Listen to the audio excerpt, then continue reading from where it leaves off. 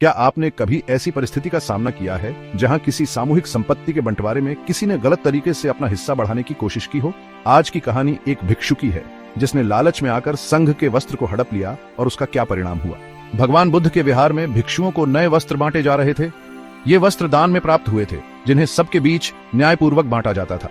इस बंटवारे का मकसद था कि जिसे वस्त्र की जितनी जरूरत हो उसे उतना ही मिले, ताकि कोई भी वंचित न रह जाए और कोई भी अनुचित लाभ न ले। सोमन नाम का एक भिक्षु था जो अपने पुराने वस्त्र से संतुष्ट नहीं था। उसे एक सुंदर और नया वस्त्र चाहिए था, पर उसे डर था कि दूसरों को प्राथमिकता मिलने से उसे मनचाहा चीवर नहीं मिलेगा। उसका मन धीरे धीरे लालच की तरफ खींचने लगा। जब सामूहिक वितरण चल रहा था, सोमन ने देखा कि एक बेहद सुंदर और बिल्कुल नया वस्त्र रखा हुआ है। उसने मन में सोचा, मैं इसे अपने पास कैसे रखूं?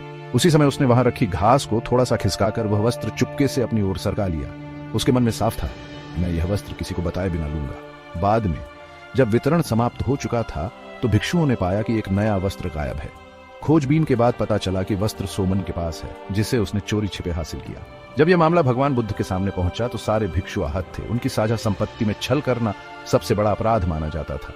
भगवान बुद्ध ने सोमन से पूछा, क्या तुम्हारा मन यह वस्त्र चुराने का था? सोमन के पास कोई सफाई न थी, उसका लालच उजागर हो चुका था। भगवान बुद्ध ने कहा, सोमन, तुमने सामूहिक वस्त्र पर छल किया है। तुमने चोरी की भावना रखकर उसे हड़प लिया। यह सबसे बड़ा अपराध है। तुम्हें संघ से निष्कासित होना होगा। यह सुनकर सोमन रोने लगा, पर अब कुछ नहीं किया जा सकता था।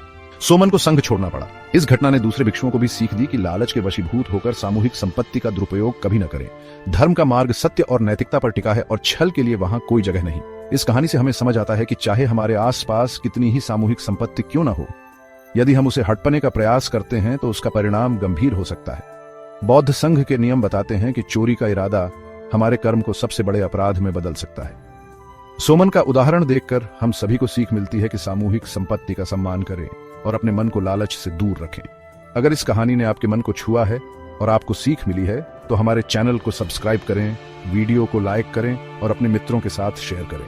आपके सहयोग से हम और भी प्रेरणादायक कहानियां आप तक ला पाएंगे। धन्यवाद।